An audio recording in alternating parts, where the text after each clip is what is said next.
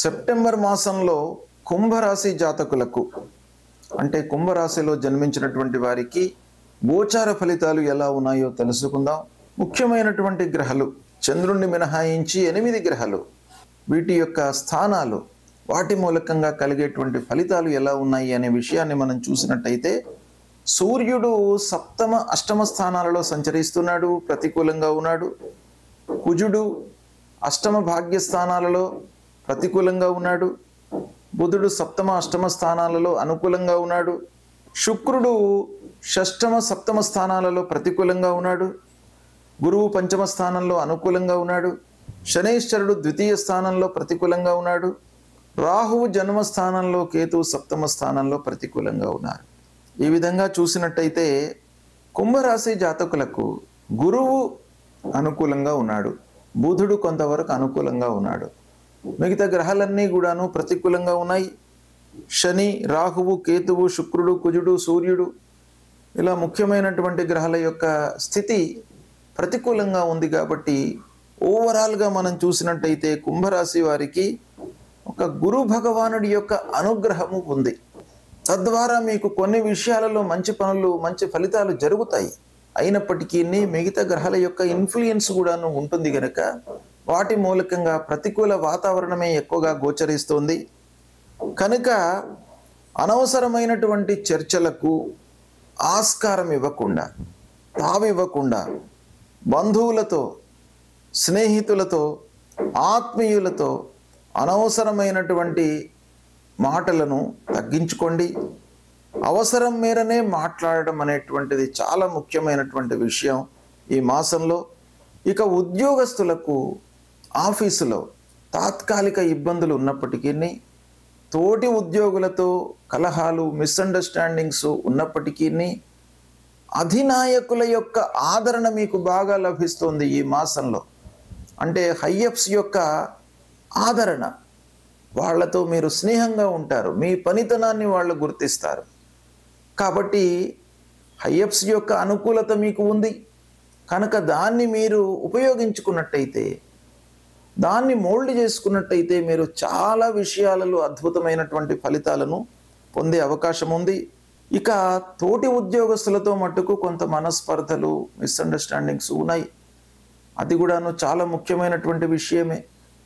పక్కవాడితో ఎప్పుడూ కలహాలు ఉన్నట్టయితే మనకు అధినాయకులు ఆదరణ ఉన్నప్పటికీ మనశ్శాంతి లేకుండా ఉంటుంది. కాబట్టి మన పక్కన కూర్చొని మనతో పనిచేస్తున్నటువంటి వాళ్లతో మీరు కొంత జాగ్రత్తగా ఉండాలి.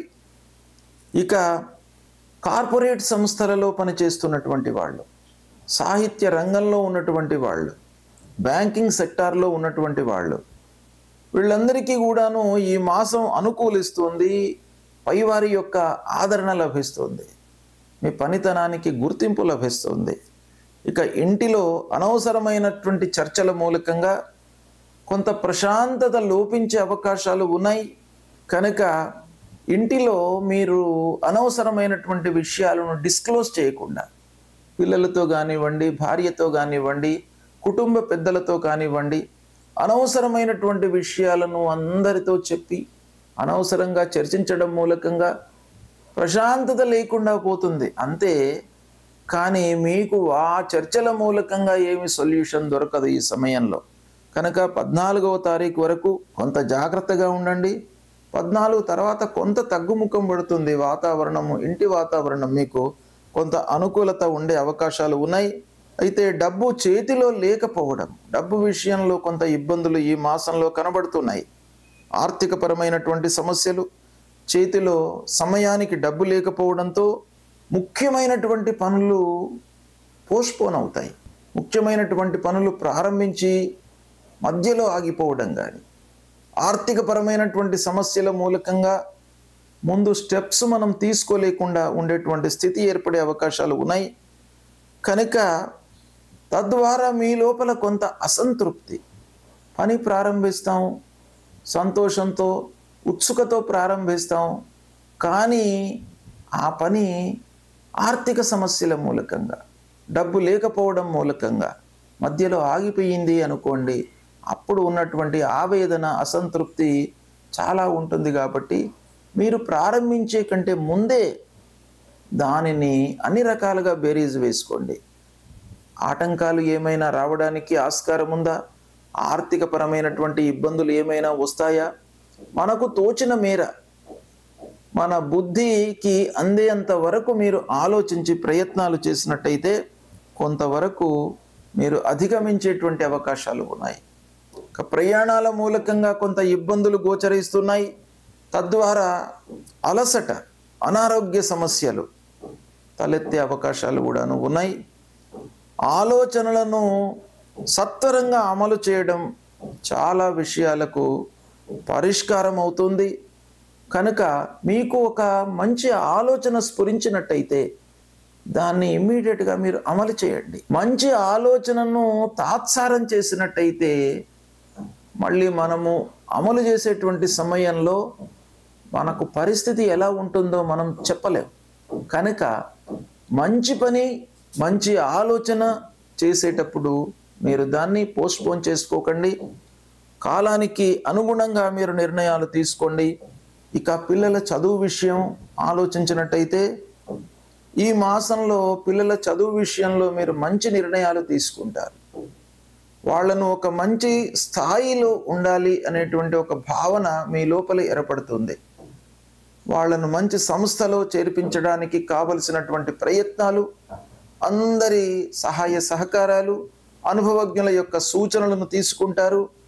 తదనుగుణంగా వాళ్ళను ఒక మంచి స్థితిలో, మంచి సంస్థ లోపల మీరు ఉంచుతారు. అలా పిల్లల విషయంలో మట్టుకు ఈ సెప్టెంబర్ మాసంలో మీకు బాగా అనుకూలత ఉంది. దానికి అనుగుణంగా విద్యార్థులు మీరు కూడాను కొంత మనస్సు నిలిపి ప్రయత్నాలు చేయండి. మనస్సు నిలిపి చదవండి. ఏకాగ్రతతో మీరు చేసే ప్రయత్నాలను చేయండి. తప్పకుండా విద్యార్థులు మంచి రిజల్ట్స్తో మీరు ఉత్తీర్ణులవుతారు. మంచి మార్కులతో బయటకు వస్తారు. ఇది చాలా సుగమమైనటువంటి, అనుకూలమైనటువంటి మాసం. ఇక ఉద్యోగ ప్రయత్నాలు కలిసి వస్తాయి. తాత్కాలికంగా కొన్ని ఇబ్బందులు ఉన్నప్పటికీ చదువు పూర్తయి ఉద్యోగ ప్రయత్నంలో ఉన్నటువంటి వారికి ఉద్యోగం లభించే అవకాశం 100% ఉంది. ఈ మాసంలో శుభకార్యాలను చేస్తారు, శుభకార్యాలకు వెళతారు. ఇక చేతిలో ఉన్నటువంటి వ్యాపారం మట్టుకు లాభసాటిగా కొనసాగుతుంది. కొత్త వ్యాపారము ప్రారంభించేటప్పుడు మట్టుకు కొంత జాగ్రత్తలు తీసుకోండి. 1కి 4 సార్లు ఆలోచించండి. డబ్బు, రాబడి, ఖర్చులు వీటన్నిటినీ కూడాను బేరీజు వేసుకొని వ్యాపారం ప్రారంభించడం చాలా మంచిది. లేదా కొత్త వ్యాపారము కొన్ని రోజుల వరకు పోస్ట్పోన్ చేసుకోవడం కూడాను మంచిది. ఈ గ్రహస్థితి మూలకంగా చేతిలో ఉన్న వ్యాపారంపై మనస్సు నిలపండి. వ్యాపారస్తులు కూడాను సంతృప్తిగా ఉంటారు, ఉద్యోగస్తులు సంతృప్తిగా ఉంటారు, అనుకున్న పనులు నెరవేరుతాయి. ఇలా ఈ సెప్టెంబర్ మాసంలో కుంభరాశి వారికి కొన్ని విధాలుగా అనుకూలమైనటువంటి ఫలితాలు గురు మూలకంగా ఉన్నాయి.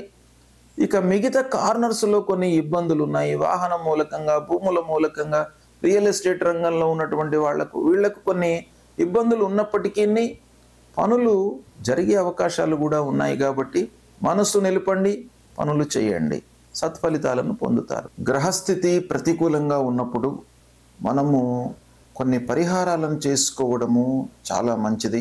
ఈ పరిహారాలు అనంటే వ్యక్తిగతంగా కొన్ని మనం చేసుకోవడము, కొన్ని కార్యక్రమాలు, జపాలు, హోమాలు, తర్పణాలు ఇవి చేయడము రెండవ విధి. మొదటి కర్తవ్యము మనం చేసుకోవడం చాలా ముఖ్యమైనటువంటిది. రాశిపరంగా లేదా వ్యక్తిగత జాతకంలో గ్రహస్థితి ప్రతికూలంగా ఉన్నప్పుడు, ఏ గ్రహాలు ప్రతికూలంగా ఉన్నప్పుడు ఏం చేసుకోవాలి అనేటువంటి విషయాన్ని మీకు తెలియజేస్తాను. సూర్యుడు ప్రతికూలంగా ఉన్నప్పుడు, అంటే రాశిపరంగా మనము జన్మించినటువంటి రాశి పరంగా సూర్య భగవానుడు 1, 2, 4, 5, 7, 8, 9, 12 ఈ స్థానాలలో సంచరిస్తున్నప్పుడు సాధారణంగా మనకు సూర్యుడికి సంబంధించినటువంటి ఫలితాలు ప్రతికూలంగా ఉంటాయి. కనుక ఆ సూర్య భగవానుణ్ణి ప్రీతి చేసుకోవడానికి, సూర్యుడి మూలకంగా కలిగేటువంటి ఫలితాలను నిర్వీర్యం కావడానికి, అనుకూలంగా మనం మోల్డ్ చేసుకోవడానికి ఏం చేయాలి? సూర్యుడికి సంబంధించినటువంటి మూల మంత్రాన్ని మీరు నిత్యం పఠించడము, శివాభిషేకం చేయడము. శివుడు ఐశ్వర్యకారకుడు, అన్ని విధాలుగా మనను కాపాడేటువంటి భగవంతుడు. ఆ పరమశివుడు గనక ఆరోగ్యాన్ని ఇచ్చేటువంటి వాడు, ఆయుర్దాయాన్ని ఇచ్చేటువంటి వాడు, ఐశ్వర్యాన్ని ఇచ్చేటువంటి వాడు, అన్ని రకాలుగా మనను కాపాడేటువంటి భగవానుడు ఆ పరమశివుడు గనక ఆ పరమశివుణ్ణి మీరు ప్రతినిత్యము గుడికి వెళ్ళడము, అభిషేకము చేసుకోవడము, బిల్వదళము సమర్పించి ఆ భగవంతుణ్ణి వేడుకోవడము, ఇది ప్రధానంగా మీరు చేసుకోవలసింది. ఎర్రని పూలతో మీరు పూజ చేయండి, సూర్య నమస్కారాలు చేయండి. సూర్య భగవానుడికి అత్యంత ప్రీతికరమైనటువంటిది నమస్కారం. నమస్కార ప్రియో భానుహు అన్నారు. కాబట్టి కేవలము సూర్యుడికి నమస్కారం చేయడం మూలకంగానే మీకు అనుగ్రహాన్ని ఇస్తాడు. అంటే ద్వాదశాదిత్య రూపంలో ఉన్నటువంటి ప్రతి మాసంలో ఒక్కొక్క పేరుతో ఆ సూర్య భగవానుడు మనకు అనుగ్రహాన్ని ఇస్తాడు. కనుక సూర్యుడిని ప్రీతి చేసుకోవడానికై మీరు 12 మార్లు సూర్య నమస్కారం చేయండి. సూర్య నమస్కారం చేసినప్పుడల్లా భూమికి కూడాను నమస్కారం చేసుకోండి. ఇలా సూర్య నమస్కారం చేసుకోవడము, తర్వాత మాణిక్యాన్ని ధరించండి. సూర్యుడు ప్రతికూలంగా ఉన్నప్పుడు కెంపు అంటారు, మాణిక్యం, రూబీ. ఈ రూబీని ధరించినట్టయితే మీకు ఆ సూర్యుడి మూలకంగా కలిగేటువంటి దుష్ప్రభావము తగ్గుతుంది. అంతేకాకుండా జపము, ఆ మూల మంత్రము ఉంటుంది. జపా కుసుమ సంకాశం కాశ్యపేయం మహద్యుతిం తమోరిం సర్వపాపగ్నం ప్రణతోస్మి దివాకరం అనేటువంటి మూల మంత్రాన్ని ప్రతినిత్యం కూడాను చదువుకోండి. సరే, ఇవన్నీ చేయడానికి మనకు సమయం లేదు అని అనుకుంటే కేవలము మీరు స్నానం చేసిన తర్వాత కొద్దిగా ఎండలోకి వచ్చి ఒక 2 నిమిషాలు ఎండలో నిలబడి సూర్య భగవానుడికి నమస్కారం చేసుకోండి. మీకు అన్నీ కూడాను అనుకూలత, అనుగ్రహాన్ని మీకు ఇస్తాడు. కనుక ఈ విధంగా సూర్యుడిని ప్రీతి చేసుకోండి. తర్వాత 2వ గ్రహము అంగారకుడు. అంగారకుడు చాలా విషయాలలో మనకు అనుకూల ప్రతికూలతను ఇస్తూ ఉంటాడు. కనుక అంగారకుడికి కూడాను మనం పరిహారం చేసుకోవడం చాలా ముఖ్యమైన విషయం. అంగారకుడు అనంటే కుజుడు. ఆ కుజుడు ప్రతికూలంగా ఉన్నప్పుడు మనం ఏం చేయాలి? ఏ స్థానాలలో ప్రతికూలతను ఇస్తాడు అనంటే 1, 2, 4, 5, 7, 8, 9, 12 స్థానాలలో సంచరిస్తున్నప్పుడు ప్రతికూలమైనటువంటి ఫలితాలను ఇస్తాడు. అంగారకుడి ప్రీత్యర్థమై మూలమంత్రాన్ని జపించడము, సుబ్రహ్మణ్య స్వామిని ఆరాధించడం. సుబ్రహ్మణ్య స్వామి దేవాలయానికి వెళ్ళండి. సుబ్రహ్మణ్య స్వామి దేవతల యొక్క సైన్యానికి అధిపతి. సుబ్రహ్మణ్య స్వామి చాలా విషయాలకు కారకుడు. కనుక ఆ సుబ్రహ్మణ్య స్వామిని ప్రీతి చేసుకోవడానికై, ఆ కుజ భగవానుని ప్రీతి చేసుకోవడానికై సుబ్రహ్మణ్య స్వామిని వేడుకోండి. సుబ్రహ్మణ్య స్వామి దేవాలయానికి వెళ్ళండి, అభిషేకం చేసుకోండి. మహాకాళి, మహాలక్ష్మి, మహాసరస్వతి అని కూడాను పూజించడం మూలకంగా మీ లోపల ఒక ధైర్య సాహసాలు కలుగుతాయి. తర్వాత కందులను దానంగా ఇవ్వండి, పగడం ధరించండి. ఇవి చేసినట్టయితే అంగారకుడు అంటే కుజుడు మీకు అనుకూలమైనటువంటి ఫలితాలను ఇస్తాడు. ఇక బుధుడు కూడాను చాలా ముఖ్యమైనటువంటి గ్రహం. బుధుడు అనుకూలంగా ఉన్నట్టయితే వ్యాపారము, ఆలోచన విధానము, సమయస్ఫూర్తి, అనుకూలమైనటువంటి నిర్ణయాలు తీసుకోవడము, ఫ్లాష్ ఐడియాస్కి కూడాను మనకు బుధుడు కారకుడు. కాబట్టి బుధుడి యొక్క అనుకూలత చాలా ఉండాలి.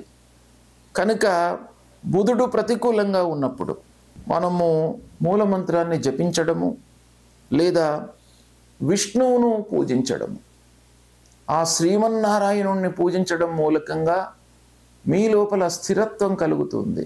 సమయానుకూలంగా మీరు నిర్ణయాలు తీసుకోగలుగుతారు. మీ లోపల ఆ సమస్యకు సంబంధించినటువంటి పరిష్కార మార్గాన్ని ఆ భగవంతుడు మీకు ఇస్తాడు. కాబట్టి విష్ణువును పూజించండి, విష్ణు సహస్రనామాలు పఠించండి, పచ్చటి పూలతో పూజించండి, పెసళ్ళు దానం ఇవ్వండి. తర్వాత మూలమంత్రాన్ని నిత్యం కూడాను పఠించండి. ఇవి చేయడం మూలకంగా మీకు బుధుడు అనుకూలిస్తాడు, అనుకూలమైనటువంటి ఫలితాలను ఇస్తాడు. ఇక ముఖ్యమైనటువంటి గ్రహము, చాలా విషయాలలో ప్రభావాన్ని చూపించేటువంటి గ్రహము గురుగ్రహము. ఈ గురువు అనుకూలంగా ఉన్నట్టయితే అద్భుతాలు జరుగుతాయి, ప్రతికూలంగా ఉన్నట్టయితే మీకు ఆలస్యము, ఆటంకాలు, సమయానికి కాకపోవడము, మధ్యలో వదిలిపెట్టడము, ఇలాంటివి ఎన్నెన్నో మీకు ఇబ్బందులకు కారకుడు గురువు. కాబట్టి ఆ గురువు ప్రీతి కొరకై, గురువును ప్రీతి చేసుకోవడానికై మూలమంత్రాన్ని పఠించండి. దేవానాంచ ఋషీణాంచ గురుం కాంచన సన్నిభం వందనీయం త్రిలోకానం తం నమామి బృహస్పతిం అనేటువంటి మూలమంత్రాన్ని పఠించండి. తర్వాత సద్గురువులను సందర్శించుకోండి, ఆధ్యాత్మికవేత్తలతో మాట్లాడండి, దైవిక కార్యక్రమాలలో పాల్గొనండి, సమాజానికి హితము చేసేటువంటి పనులను చేయండి. నలుగురికి దానం చేయడము, అన్నదానం చేయడము, వస్త్రదానం చేయడము, విద్యాదానం చేయడము, ఇలాంటివి మీరు చేసినట్టయితే ఆ గురువు ప్రీతి చెంది మీకు అనుగ్రహాన్ని కలిగిస్తాడు. దక్షిణామూర్తిని పూజించండి, దత్తాత్రేయ స్వామిని కొలవండి. పసుపువచ్చ వస్త్రంలో, పచ్చటి వస్త్రంలో శనిగలు ఉంచి దానమివ్వండి. కనక పుష్యరాగాన్ని ధరించండి. ఈ విధంగా చేసినట్టయితే గురు భగవానుడు ప్రీతి చెందుతాడు. ముఖ్యంగా గురువును ప్రీతి చేసుకోవడానికై సద్గురువులను సందర్శించడము, మాతాపితృవులను సేవించడము, ఇవి చాలా ముఖ్యమైనటువంటివి. తల్లిదండ్రులను మీరు సేవించండి, గురు భగవానుడి యొక్క అనుగ్రహం మీకు లభిస్తుంది. సద్గురువులను, ఆధ్యాత్మికవేత్తలను, సమాజం కొరకే వాళ్ళ జీవితాన్ని అంకితం చేసినటువంటి మహానుభావులు ఉంటారు, వాళ్ళను దర్శించుకోండి.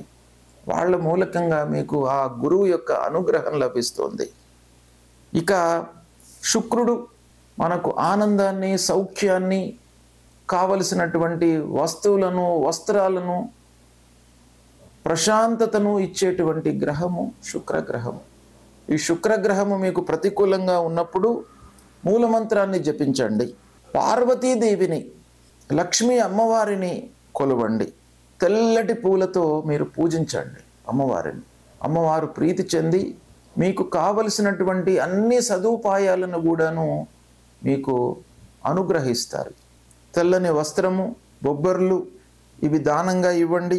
వజ్రాన్ని ధరించండి, మూలమంత్రాన్ని జపించండి. హేమకుంద మృళాలాభం దైత్యానాం పరమాం గురుం సర్వశాస్త్ర ప్రవక్తారం భార్గవం ప్రణమామ్యహం అనేటువంటి మూలమంత్రాన్ని ప్రతినిత్యం కూడాను చదువుకోండి. మీకు అనుగ్రహాన్ని పొందుతారు శుక్రుడి మూలకంగా. ఇక శనీశ్వరుడు చాలా విషయాలలో ప్రభావాన్ని చూపించేటువంటి గ్రహం. ఈ శని గ్రహము ఇండైరెక్ట్గా, డైరెక్ట్గా మనకు డబ్బుపై, ఆదాయంపై, ఖర్చుపై, మన శ్రమపై ప్రభావాన్ని చూపిస్తాడు. కాబట్టి ఈ శని ప్రతికూలంగా ఉన్నప్పుడు మూలమంత్రం తప్పకుండా మీరు జపించండి. నీలాంజన సమాభాసం రవిపుత్రం యమాగ్రజం ఛాయా మార్తాండ సంభూతం తం నమామి శనీశ్వరం. ఈ మూలమంత్రాన్ని జపిస్తూ శివుణ్ణి ఆరాధించండి. ఆ పరమశివుడికి అభిషేకం చెయ్యండి. శని స్తోత్రాన్ని పఠించండి. శివ పూజ మూలకంగా మీకు అద్భుతాలు జరుగుతాయి.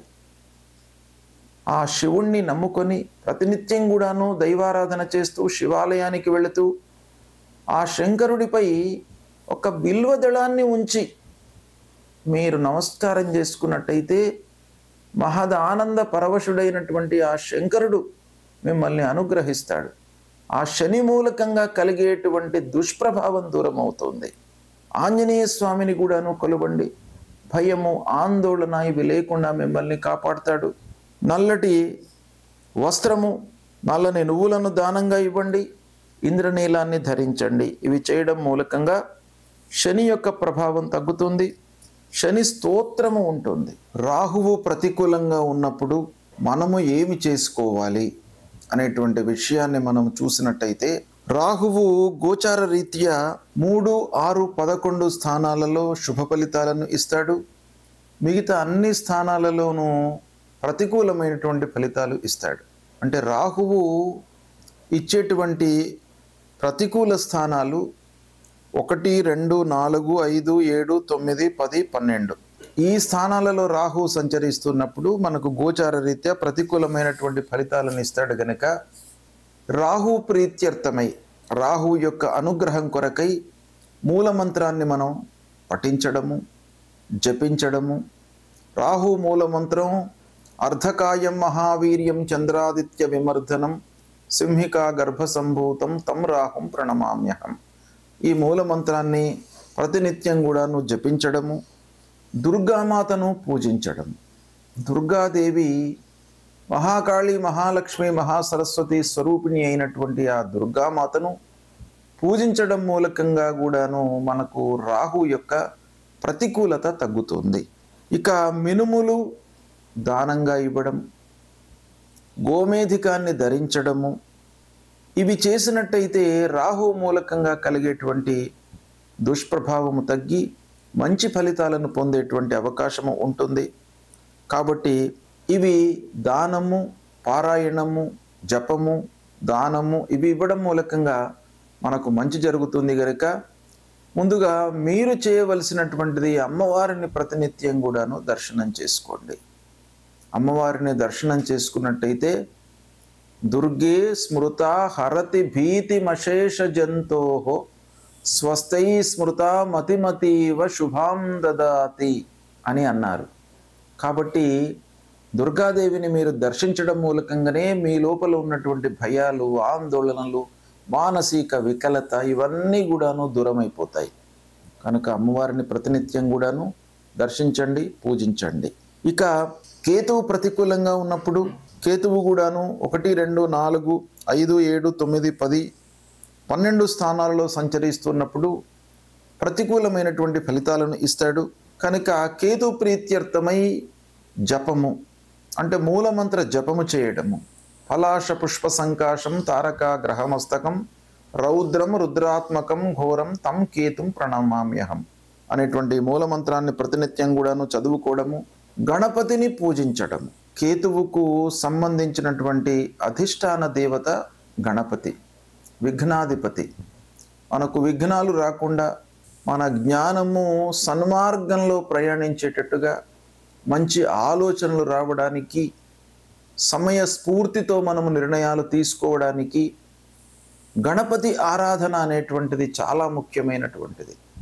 ఈ గణపతిని ఆరాధించినట్టయితే, గణపతిని పూజించినట్టయితే మీకు తప్పకుండా ఈ కేతు మూలకంగా కలిగేటువంటి దుష్ప్రభావము తగ్గుతుంది.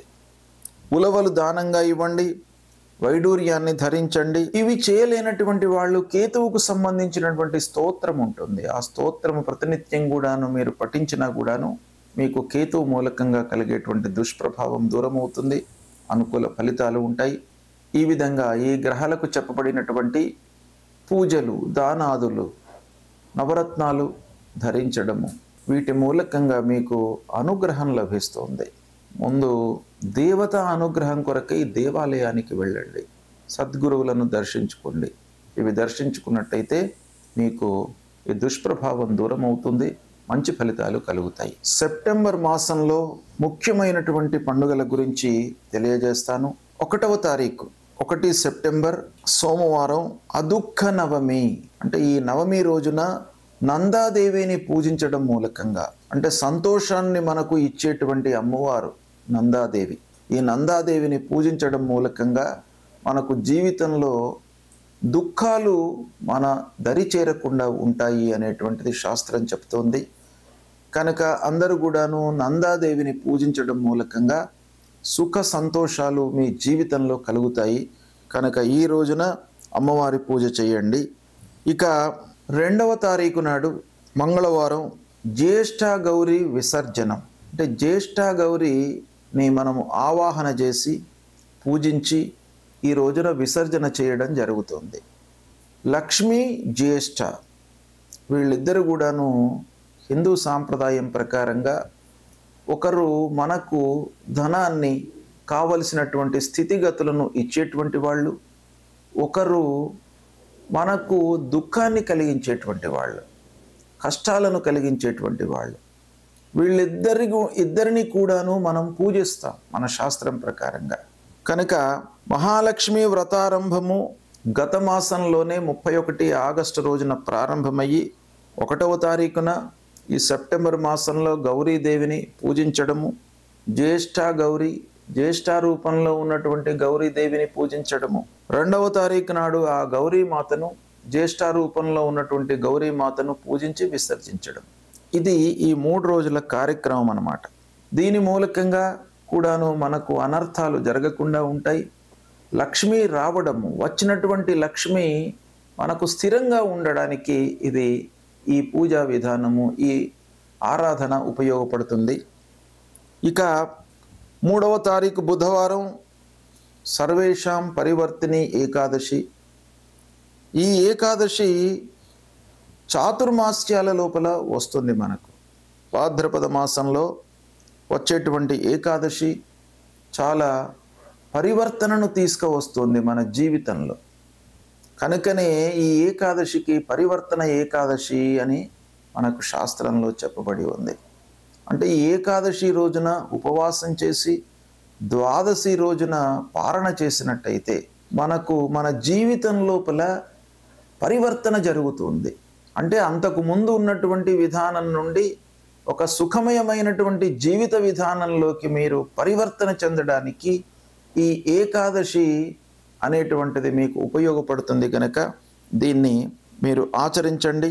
ఇక 4వ తారీఖు గురువారం వామన జయంతి. వామన జయంతి, వామనుడు దశావతారాల లోపల అవతారం. ఈ వామనుణ్ణి పూజించడం మూలకంగా అనర్థాలన్నీ కూడాను దూరమవుతాయి, అత్యాశలకు తావు లేకుండా ఉంటుంది. కాబట్టి ఈ వామనుణ్ణి మనము ఈ రోజున పూజిస్తాం. తర్వాత భువనేశ్వరి మాత యొక్క జయంతి కూడాను ఇదే రోజు అవుతుంది. ఆ భువనేశ్వరి మాత అనుగ్రహం మూలకంగా మనకు అన్ని రకాల సౌకర్యాలు, సుఖాలు జీవితంలో కలుగుతాయి. కనుక ఈ రోజున భువనేశ్వరి మాతను కూడాను పూజిస్తాం. ఇదే రోజు నుండి చాతుర్మాస్య దీక్షను పాటిస్తున్నటువంటి వాళ్ళు క్షీరాన్ని అంటే పాలను త్యజిస్తారు. ఈ రోజున దధి దానంగా ఇస్తారు, అంటే పెరుగు దానం చేసి క్షీరాన్ని వర్జిస్తారు. చాతుర్మాస్యాలలో ఒక్కొక్కటి వదిలిపెట్టి ఒకదాన్ని దానంగా ఇవ్వడం అనేటువంటిది మన శాస్త్రంలో ఉంది. ఇక 6వ తారీఖు శనివారం గణేష నిమజ్జనం. అనంత చతుర్దశి రోజున గణేశుణ్ణి మనము నిమజ్జనం చేయడము శాస్త్ర విహితంగా ఉంది. గత నెల 27వ తారీఖు నాడు వినాయక చవితి బుధవారం. ఆ రోజున వినాయకుణ్ణి మనం స్థాపన చేసి షోడశోపచార పూజలు చేసి నైవేద్యము ఉండ్రాళ్ళు సమర్పించి చంద్రోదయం వరకు చంద్రుణ్ణి మనము చూడకుండా, అంటే చంద్ర దర్శన నిషేధము మనకు వినాయక చవితి రోజున ఉంటుంది. రాత్రి 9 వరకు చంద్రుణ్ణి చూడకుండా ఉండాలి, దాని తర్వాత చూడవచ్చును. ఆ లోపల ఒకవేళ చంద్రుణ్ణి మనం చూసినట్టయితే అనవసరమైనటువంటి నిందలకు, విమర్శలకు గురి అవుతారు అనేటువంటిది మనకు శాస్త్రం చెప్తుంది. ఆ రోజున మనము స్థాపన చేసినటువంటి వినాయకుణ్ణి ప్రతినిత్యం కూడాను షోడశోపచార పూజ చేసి నైవేద్యము సమర్పించి ఆ గణపతి విఘ్నరాజు యొక్క అనుగ్రహాన్ని పొంది మళ్ళీ గణేశుణ్ణి 6వ తారీఖు శనివారం రోజున నిమజ్జనం చేయడం అనేటువంటిది మన శాస్త్రంలో ఉంది. ఇది ప్రధానంగా అనంత చతుర్దశి రోజున గణేష నిమజ్జనం అనేటువంటిది మనం జరుపుతాం. అదే రోజున అనంత పద్మనాభ స్వామిని పూజిస్తాం. అనంత పద్మనాభ స్వామి యొక్క వ్రతము ఆ రోజున ఆచరిస్తాం. ఇక 7వ తారీఖు నాడు ఆదివారము చంద్రగ్రహణము ఉంది. ఖగ్రాస చంద్రగ్రహణం. ఈ గ్రహణము రాత్రి 9:57 నుండి రాత్రి 1:27 వరకు ఉంది. ఇది సంపూర్ణ చంద్రగ్రహణము. ఈ గ్రహణము ఏ రాసులలో వస్తుంది, ఎవరు ఆచరించాలి, ఎవరు చూడకూడదు, ఎవరు చూడాలి, ఈ గ్రహణానికి సంబంధించినటువంటి విధి విధానాలను మీకు తర్వాత నేను వివరంగా తెలియజేస్తాను. ఇక 8వ తారీఖు సోమవారం రోజున మహాలయ పక్షారంభం. దీన్ని పితృపక్షాలు ప్రారంభము అని అంటారు. అంటే మనను పెంచి పెద్ద చేసి మనకు జీవితాన్ని జన్మను ప్రసాదించినటువంటి తల్లిదండ్రులకు వారిని ఉద్దేశించి వాళ్ళు జన్మ మనకు ఇవ్వడం మూలకంగా మనము ఈ స్థితిలో ఉన్నాం కనుక తల్లిదండ్రులు జీవించి ఉన్నంత వరకు వాళ్లకు సపర్యలు చేస్తూ దేహత్యాగం చేసిన తర్వాత వాళ్ళ విషయమై తర్పణాలు, పిండ ప్రదానాలు, దానాదులు ఇవన్నీ కూడాను చేయడము ఈ మహాలయ పక్షం లోపల మనకు శాస్త్రం చెప్పింది గనక మహాలయ పక్షారంభము 8వ తారీఖు సోమవారం నాడు ప్రారంభమవుతుంది. ఇక 10వ తారీఖు బుధవారం సంకష్టహర చతుర్థి.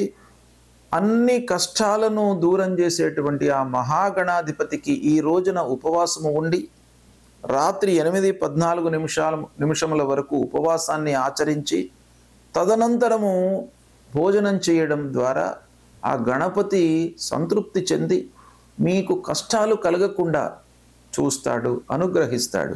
కనుక సంకష్టహర చతుర్థి వ్రతాన్ని ఆచరించండి. ఇక తరువాత మళ్ళీ ముఖ్యమైనటువంటి పండుగ 19వ తారీఖు శుక్రవారం మాస శివరాత్రి.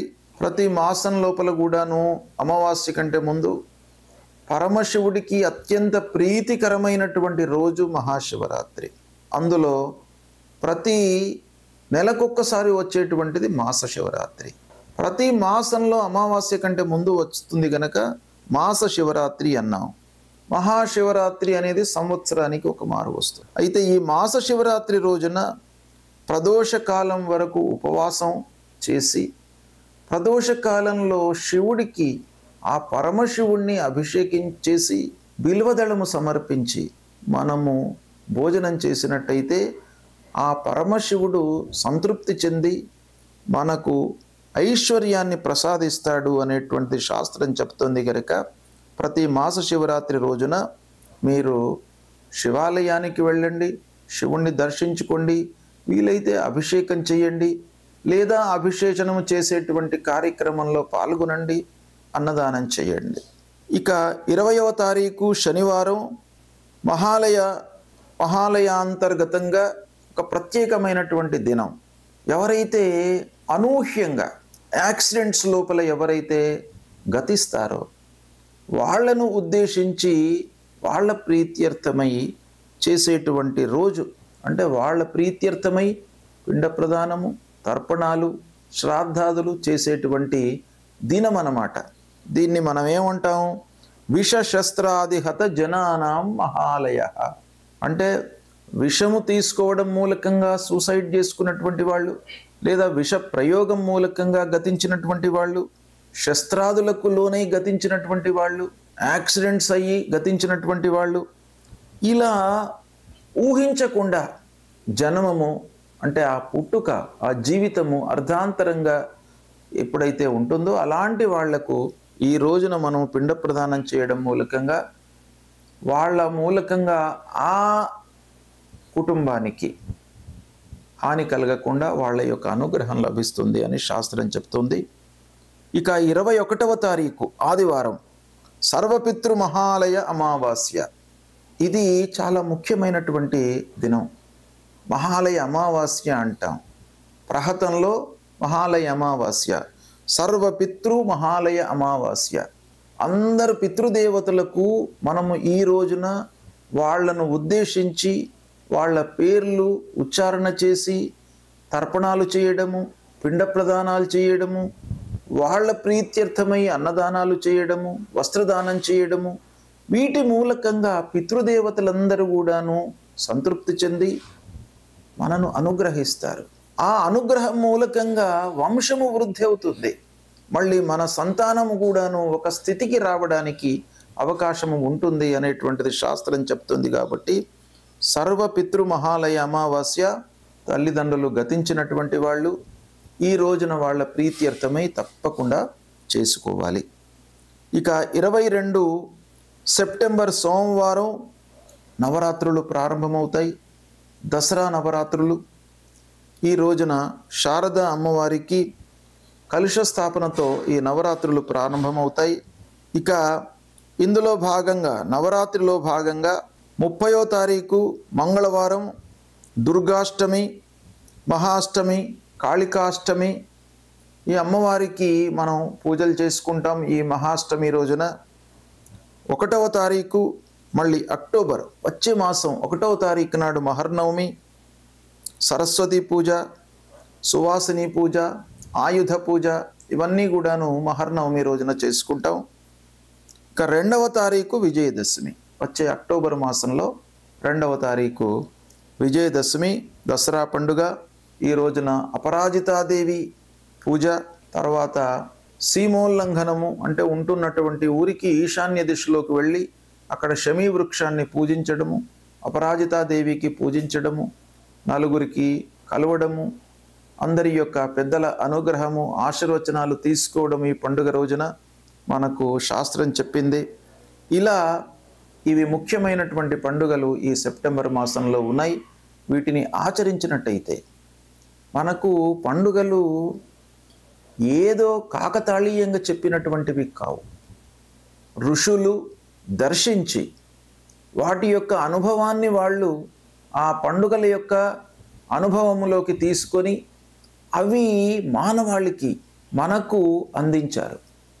అంటే మానవులందరూ కూడాను ఈ పండుగలు ఆచరించడం మూలకంగా ఒక సుఖమయమైనటువంటి జీవితాన్ని గడపాలి అనేటువంటి ఉద్దేశంతో వాళ్ళు దర్శించి మనకు సూచించినటువంటి పండుగలు. కాబట్టి ఆయా పండుగల లోపల శాస్త్రవిహితంగా ఏ దేవుడికి, ఏ అధిపతికి, ఎవరికి ఎలా చేయాలి అనేటువంటి విషయాన్ని తెలుసుకొని దాన్ని మీరు ఆచరించినట్టయితే మీకు ఉత్తమమైనటువంటి ఫలితాలు కలుగుతాయి. ఏ గ్రహాలు ఏ రాసులలో సంచరించినప్పటికీ, అష్టమ స్థానంలో ఉన్నప్పటికీ, ద్వాదశ స్థానంలో ఉన్నప్పటికీ, ఏ విధంగా ఉన్నప్పటికీ మీరు ఈ పండుగలను విధి విధానంగా ఆచరించి భగవంతుడి యొక్క అనుగ్రహాన్ని తీసుకొని పెద్దల యొక్క ఆశీర్వచనాన్ని పొందినట్టయితే మీకు అన్నీ కూడాను అనుకూలమైనటువంటి ఫలితాలే ఉంటాయి అని మన శాస్త్రం చెప్తుంది. ఇది ఋషి వచనం కాబట్టి ఇది తప్పకుండా మీరు పాటించండి. శుభం.